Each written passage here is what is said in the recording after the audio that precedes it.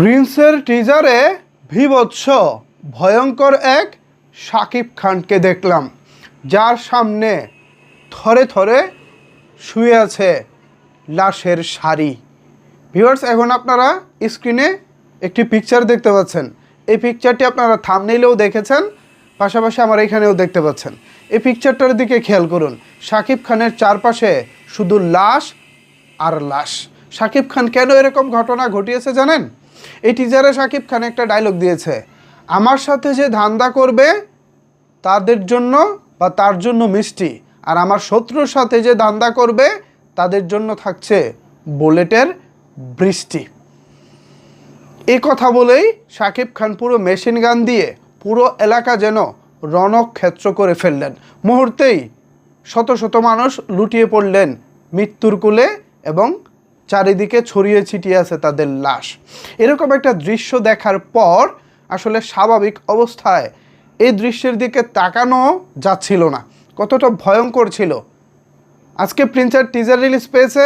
এই টিজারে কিছু কিছু অসঙ্গতি আছে, আবার বেশ কিছু ভালো জায়গাও আছে। আমি শুরুর দিকে পজিটিভ বিষয়গুলো বলবো, এরপর ধাপে ধাপে বিভিন্ন কন্টেন্টে কিছু কিছু জায়গায় যেখানে কমতি আছে এগুলো নিয়ে আলোচনা করার চেষ্টা করব। বিকজ এগুলো নিয়ে আলোচনা করলে ভবিষ্যতে পরিচালক আবু হায়াত মাহমুদ এগুলো শুধরে নেওয়ার চেষ্টা করবেন। আর যখনই দেখবেন আমরা যা দিচ্ছে তাতেই তুষ্ট, তাতেই সন্তুষ্ট, তাইলে পরিচালক মনে করবেন এটাই হয়তো বা তিনি সর্বোচ্চ ভালোটা বানিয়ে ফেলেছেন। আসলে ভালোর কিন্তু শেষ নাই, ভালোর শেষ নাই। সবচেয়ে বড় কথা হচ্ছে কালার গ্রেডিংটা আর একটু লাইট হতে পারতো, অনেকটা ডিপ হয়ে গেছে।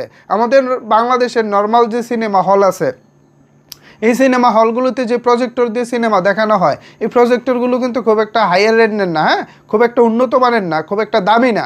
এগুলো কি হয়, বেশিরভাগ 50,000, 70,000, সর্বোচ্চ 1 লাখ টাকার মধ্যে এই প্রজেক্টরগুলো দাম হয়ে থাকে। অথচ বিশ্বের কিংবা আমাদের যে সিনেপ্লেক্সগুলো আছে সেখানেও মোটামুটি 10 থেকে 20-25 লাখ টাকার মধ্যে একটা প্রজেক্টরের দাম হয়ে থাকে। সো বুঝতেই পাচ্ছেন নর্মাল সিনেমা হলগুলোতে আপনার 50,000, 1 লাখ টাকা হাইয়েস্ট, এর উপরে কোনো প্রজেক্টর আসলে খুব একটা দেখা যায় না যেসব মফস্বল এরিয়ায়, গ্রাম অঞ্চলে যেসব হলগুলো আছে। আর বিভাগীয় জেলা বা উপজেলাগুলোতে যেগুলো আছে মোটামুটি কিছু কিছু জায়গায় হয়তো ভালো আছে, বাট তার সংখ্যাটা খুবই কম। সাভারের শান অডিটোরিয়াম, ময়মনসিংহের ছায়াবাণী, ঢাকার মধুমিতা, এরকম বেশ কিছু হল আছে যেগুলোর উন্নত মানের প্রজেকশন সিস্টেম আছে। বাট বাকি যে হলগুলো আছে সেগুলোতে কিন্তু আসলে অনেক লাইট যে কালার থাকে সেগুলোই খুব একটা দেখা যায় না।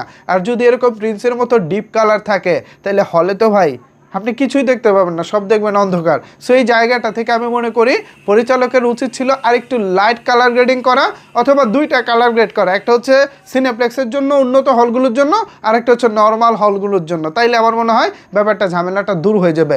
আরও একটা সুযোগ আছে, সেটা হলো, বা আরও একটা রাস্তা আছে, সেটা হলো হল মালিকরা যদি প্রজেক্টরের লাইটগুলো চেঞ্জ করেন প্রিন্স উপলক্ষে, অথবা নতুন প্রজেক্টর যদি তারা হলগুলোতে ইনস্টল করে, তাহলে হয়তো বা এই ঝুঁকি ঝামেলা থেকে কিছুটা হলেও মোটামুটি সুবিধা পাওয়া যাবে বলে অন্তত আমার মনে হয়। এছাড়া ভয়ঙ্কর যে টিজারটা দেখলাম, এই টিজারটা আসলে এক কথায় মানে শাকিব খান তার লেভেলটা বুঝিয়ে দিয়েছেন। শাকিব খান যে জাত অভিনেতা, তাকে যে কোনো চরিত্র দিলে যে তিনি দারুণ অভিনয় করতে পারেন, আজকে টিজারে তা দেখলাম। সো সব কিছু মিলিয়ে আমি প্রথমে কালার কারেকশন নিয়ে কথা বললাম, এবং হচ্ছে ভয়ঙ্কর যে শাকিব খান, এই শাকিব খানটা নিয়েও কথা বলার চেষ্টা করলাম। আপনারা যারা টিজার দেখেছেন আপনাদের মতামত কি? এই যে ভয়ঙ্কর এক শাকিব খানকে দেখলেন, এবং কালার গ্রেডিং নিয়ে যদি আপনাদের কিছু মতামত থাকে জানাতে পারেন নিচের কমেন্টস বক্সে। ধন্যবাদ সবাইকে এতক্ষণ আমার সাথে থাকার জন্য।